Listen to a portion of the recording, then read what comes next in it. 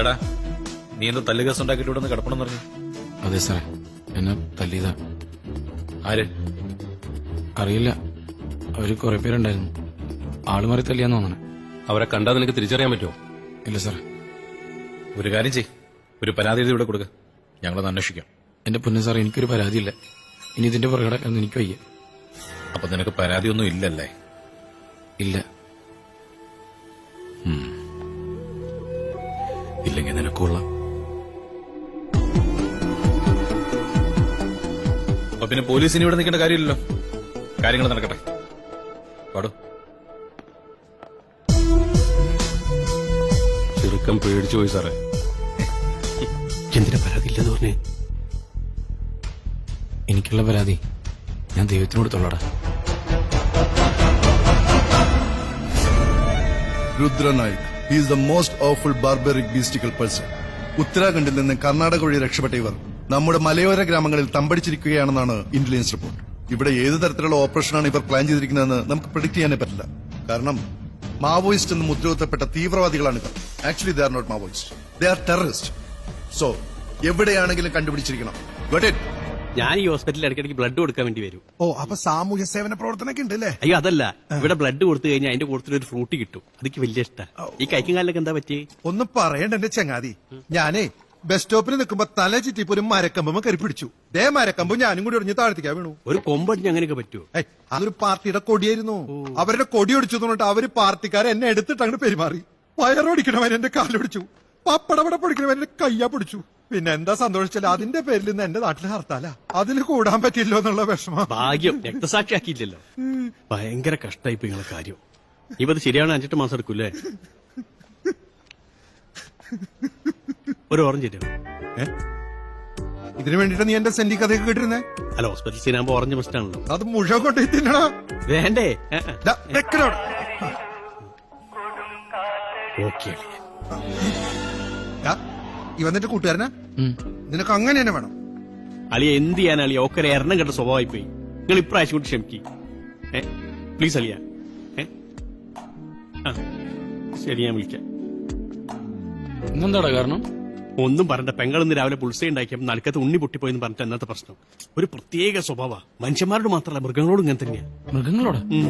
പെടക്കോഴി മുട്ടടാത്തതിന് പൂവൻകോഴിനെ വെള്ളത്തിൽ മുക്കി കൊല്ലുക, അണ്ണാന മരത്തിന്റെ മുകളിൽ എറിഞ്ഞു വീഴ്ത്തി ചുട്ടു തിന്നുക, തേനീച്ചക്കൂടിന്റെ മുന്നിൽ തേൻ വിൽക്കപ്പെടുന്ന ബോർഡ് വെച്ചിട്ട് തേനീച്ചകളെ മാനസികമായി പീഡിപ്പിക്കുക. ഇങ്ങനത്തെ എന്തൊക്കെയോ ഹോബികളാണ്. അയക്കെന്താ പ്രാന്താണ്? അയ്യോ പൊന്നു മോനെ, പ്രാന്ത് എന്ന് പറഞ്ഞ ഈ സൂക്കേടിനെ കുറച്ച് കാണരുത്. ഇത് അതുക്കും മേലെ. അളിയന്റെ മരണത്തോടു കൂടി ഇത് മാറുന്ന ഡോക്ടർമാർ പറയുന്നത്. എങ്ങനെയുണ്ട് ശ്രീകുട്ടാ? വേദനയുണ്ടോ? കുറച്ച്. എക്സ്റേ നോക്കട്ടെ. ഇതൊക്കെ എപ്പോഴും ബ്ലാക്ക് ആൻഡ് വൈറ്റ് അല്ലേ? കളർ ആയിക്കൂടെ? ബെറ്റർ ആയിട്ടുണ്ട്. ഇനിയിപ്പോ പുതിയ നടന്നൊക്കെ തുടങ്ങാം. ഒന്ന് ഹെൽപ്പ് ചെയ്തേക്കണേ. ഓ ഓക്കെ ശരി. എടാ, മുമ്പ് കഫേ മനാറെ പോയിട്ട് നല്ല കുഴിമന്തി കഴിച്ചാലോ? ഇപ്പഴാ? ഒരു നടത്തുപോയി. തൽക്കാലം ഇവിടെ നടക്കാം. അപ്പം കുഴിമന്തി നടക്കൂല. അത് നമുക്ക് ശരിയാവില്ല. നീ വേഗം വാ. ഇല്ലമ്മ, ഞാൻ അവസാനമായിട്ട് ഒന്നും കൂടെ കാണുന്നുണ്ട്. എന്നിട്ട് ഞാൻ വരാം. ചേട്ടാ, ഞാൻ ഇറങ്ങാണേ. ചോറും കറിയൊക്കെ അകത്ത് മൂടി വെച്ചിട്ടുണ്ട്, മറക്കാതെ എടുത്ത് കഴിക്കണം. അക്കാര്യം ഞാൻ ഏറ്റു. ചേട്ടാ, മീൻ വറുത്തത് ഒന്നേ ഉള്ളൂ, വേറെ ആർക്കും കൊടുക്കണ്ട. പിന്നെ ഇവിടുത്തെ പൂച്ചക്ക് എന്നോട് വെച്ചിട്ടുള്ള കട്ടിനുണ്ട്.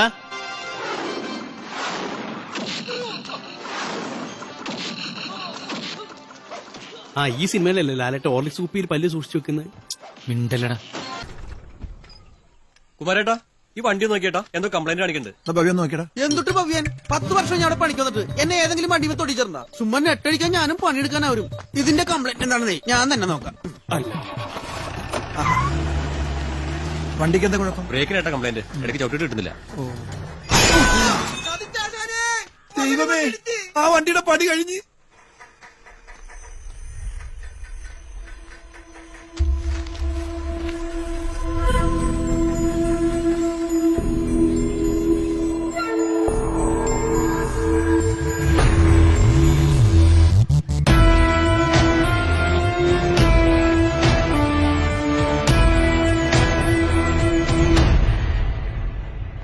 ഏട്ടാ, എവിടെ പോയി? ഞാൻ തന്നെ കുടിച്ചേക്കാം. അതിനാണല്ലോ. ഉളുപ്പില്ലാത്തോനെ, നിനക്ക് ധൈര്യം ഉണ്ടെങ്കിൽ ഇങ്ങോട്ട് ഇറങ്ങി വേണം പെൺകൊണ്ട. ഞാനിവിടെ ജൈവല്ല ഉണ്ടാക്കണതെന്ന് പറഞ്ഞ് നീ കൃഷിഭവനിൽ പോയി പരാതി ഒന്ന് വന്നേ. ഒരു കാര്യമുണ്ട് വാ. എന്താ കാര്യം ഒന്ന് പോന്ന്. എന്റെ അടുത്ത് അഭ്യാസം എടുക്കാൻ വന്നാലേ ഇതൊക്കെ തന്നെയാണ് പരിപാടി. ഷെട്ടിന്റെ അലാറാത്ത എന്റെ പെണ്ണുമ്പിള്ള ഇനി ഒറ്റ മണി കൊടുക്കും ഞാൻ. ഒരധോലോകം വന്നിരിക്കണു. ഇറങ്ങി പോടെ ഇങ്ങോട്ട്.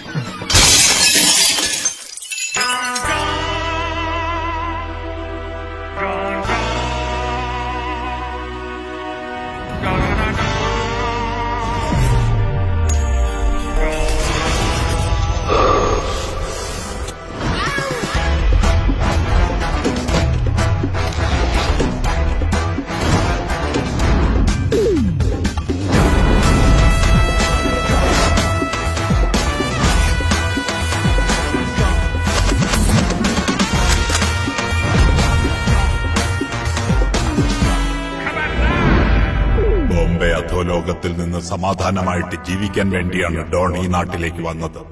നീ അതിനും സമ്മതിക്കില്ല. ഡോണിന്റെ ശത്രുക്കളുടെ ഏറ്റവും വലിയ തെറ്റെന്താണെന്ന് വെച്ചാൽ അവർ ഡോണിന്റെ ശത്രുക്കളാണ് എന്നതാണ്. കേട്ടു തൊള്ളേ.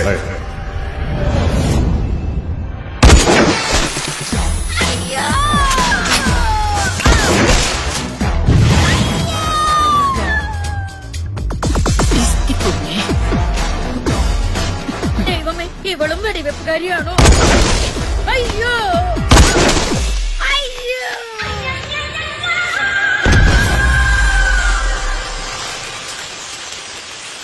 ഡാ, ഈ പത്രം ഒന്ന് വായിച്ചേ. ഞാൻ പല്ലിയേക്കാതെ പത്രം വായിക്കില്ല. ഈ നാട്ടിലാർക്കാരെ എടാ ഒന്ന് വായിക്ക്. ഉറക്കെ വായിക്ക്. കണ്ണൂർ ബോംബ് നിർമ്മാണത്തിൽ പങ്കുണ്ടെന്ന് ആരോപിച്ച് പോലീസ് അറസ്റ്റ് ചെയ്ത യുവാവിനെ കോടതി വെറുതെ വിട്ടു. നിനക്ക് ആളെ മനസ്സിലായ? ഇത് നമ്മളിവിടെ സ്കൂൾ പഠിച്ച ഉണ്ണിയല്ലേ? ആ, കെമിസ്ട്രി ടീച്ചർ പരീക്ഷയ്ക്ക് മാർക്ക് കുറച്ചെടുത്തും പറഞ്ഞ് കെമിസ്ട്രി ലാബിൽ കയറി പൊട്ടാസ്യം പെർമാംഗനേറ്റും ഗ്ലിസറിനും കൂട്ടിക്കലർത്തി ആ ലാബ് തന്നെ കത്തിച്ച ഉണ്ണികൃഷ്ണൻ പി. ഇവന് സ്കൂൾ പഠിക്കുമ്പോൾ തന്നെ ഭയങ്കര തലയല്ലേ? ഇവൻ ബോംബല്ല, ഉത്തര കൊറിയയിൽ കിങ്കോങ്ങിന് മിസൈൽ വരെ ഉണ്ടായി കൊടുക്കും. എടാ ഭവ്യ, ദൈവം ഉണ്ടാ അയാൾക്കിട്ട് പണി കൊടുക്കാൻ ദൈവം കാണിച്ചെന്ന വഴിയാടത്. എന്താ പറയുന്നേ? ബോംബ്. ബോംബോ? ഞാൻ പറഞ്ഞവൻ ഉണ്ടാക്കി തരല്ലേ? അനക്ക് തലയ്ക്ക് എന്താ താറാറുണ്ടോ? എന്നിട്ട് ഇതേമാതിരി പത്രത്തിൽ വരാനോ? എടാ അതല്ല, എനിക്ക് ഇയാളെ തല്ലിത്തൊപ്പിക്കാനൊന്നും പറ്റൂല. പക്ഷെ ഞാനും എന്തെങ്കിലുമൊക്കെ ചെയ്യണ്ടടാ. എനിക്ക് ഇയാളെ കൊല്ലിയൊന്നും വേണ്ട, പക്ഷെ അയാള് കുറച്ചാളെ വീട്ടിലിരിക്കണം. ഡാ, ഡാ, ഭവ്യ, നീ ഇതെവിടെ പോവാ? ഞാൻ ബാഗ് എടുക്കാൻ വീട്ടിലേക്ക്. ഉണ്ണിനെ കണ്ടേ?